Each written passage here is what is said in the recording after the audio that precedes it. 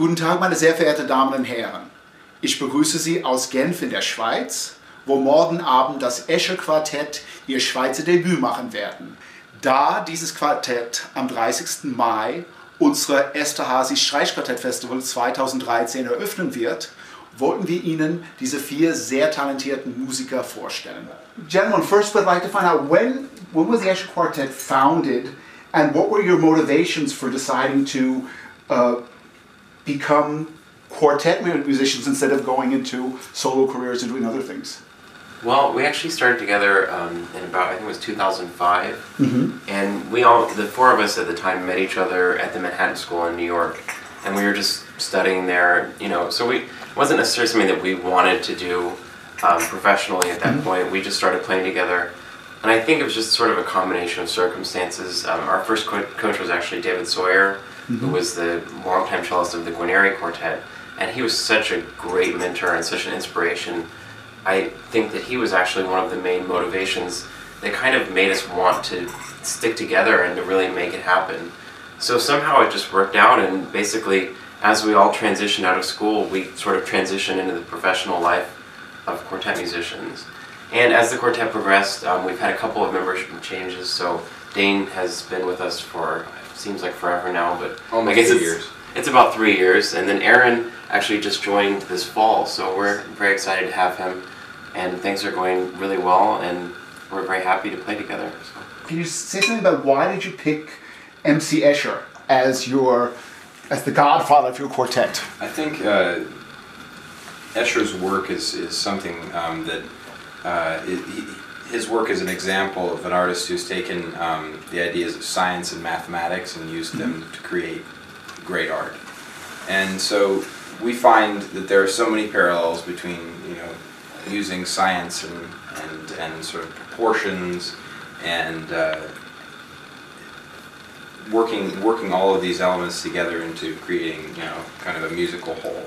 And then also there's this concept of tessellation that he developed, equal division of a plane, and where he takes different, very simple elements and fits them together to make a more complex and beautiful whole.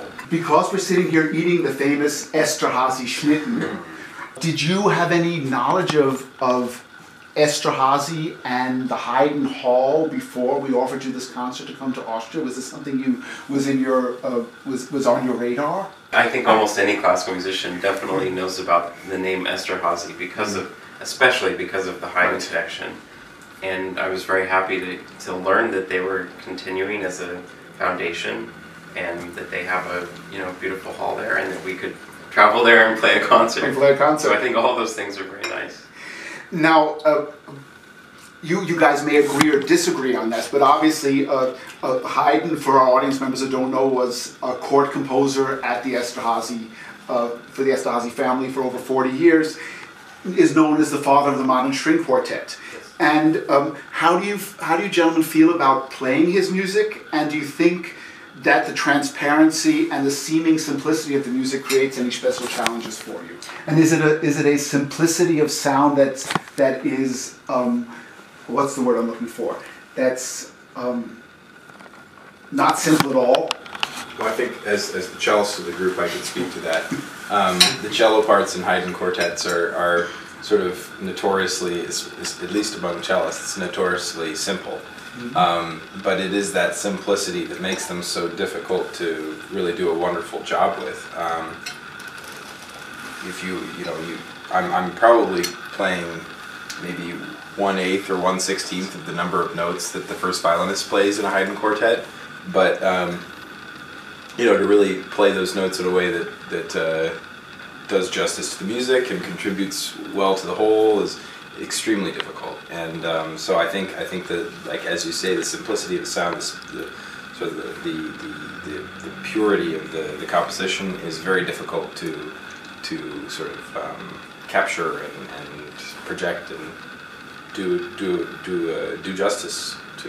Another question. You gentlemen just played as part of our Esterhazy preview series in New York, a concert for us at the Austrian Cultural Forum. How did it go? Was it a good concert? It was a tough program. Yeah. Because we, of course, played the Prokofiev play, and we played the second Zemlinsky Quartet. And a lot of the concerts this season have music that I have that's going to contain first performances for me, and that was one of them. I'd like to add that the one tomorrow does not. I've played all the pieces many times.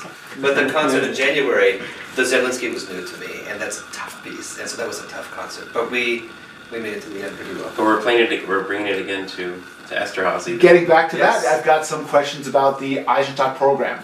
Let's start off with Elgar, because Elgar, for example, is one of my favorite composers, but he's really not very popular in Central Europe.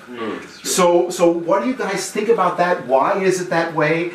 And how does it affect your offering that in this part of the world? Elgar never was very popular, by the way. Why? In fact, his music is, especially the quartet, some of the most intimate and confessional and pained and really emotional music written of the Romantic era. I find Elgar's is in complete intoxicating. The violin concerto we both love. The symphonies I've loved my whole life, and I've loved the quartet my whole life. And so it's a really wonderful experience to play the quartet. The other thing I wanted to ask, of course, about is Alexander von Zemlinsky, which, of course, as a Jew who had to emigrate from Austria, had a very difficult life in Austrian music directly prior to World War II. How does it feel for you folks? I mean, I have to admit that I had a certain I don't want to say agenda, but a reason for hoping and asking you guys to please play Zemlinsky and Eisenstadt. How do you feel about that? Well, Zemlinsky Second String Quartet, I have a lot of feeling for that piece, in part because I wrote a thesis about that specific quartet. And I think it's one of the great masterpieces. It was not very often played. It's almost like if Mahler had written a string quartet. If you think about Mahler's music, he says, like, you know, when you write a symphony, you need to encompass the entire world, you know, and I think Zemlinsky in some ways gets very close to that in that quartet. So therefore, you have a lot of, you know, responsibilities as a performer when you play such a piece. It's like an epic quartet among other quartets. Now, of course, the last piece on the program, Mozart. Okay, do you play it with? Do you approach his music with respect, trepidation, boredom? No, I'm just interested because Mozart is so often I can't speak English anymore. Messlatte, the sort of measuring stick for so many for so many musicians in so many different genres. So, in a way, Mozart is something that should be approached with trepidation and respect, but you also just have to be in the right space to appreciate it. And there is sort of a reverential space there, I think, that is ideal for Mozart. And so, you know, ideally you can capture that without a near-death experience. But I, for one, would love to know if Mozart has gotten more difficult to play over the centuries or not. And I very often wonder if in 1785 people could play Mozart as naturally as people in 1905 would improvise ragtime or something like that. It was so natural and so idiomatic to their culture that it wasn't as impossible as it has become for us now. There's something very difficult. It's like, look, for me, even the simplest Mozart quartets, like scaling this impossible peak. And I know that I won't get to the top, and I know that we won't get to the top, but I wonder how high we'll get this time, how close we'll get. To me, Mozart is the impossible task. What is it like to take in a new partner in a long-standing quartet? What are the challenges and opportunities about that? I guess I'm asking the other three gentlemen about that one. Yes.